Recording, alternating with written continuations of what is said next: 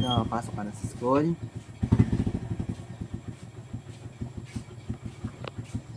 Baon. Ayaw ko. Bakit? Binibigyan ka ng baon, ayaw mo. Yan. Kalaki-laki naman nalagyan yan. May pasok Uy, ma. Bata ka? Ilan ba gusto mo? Wala na yun. Ang ganda.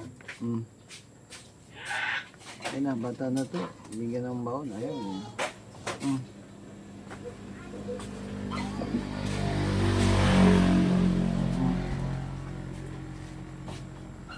Ayaw.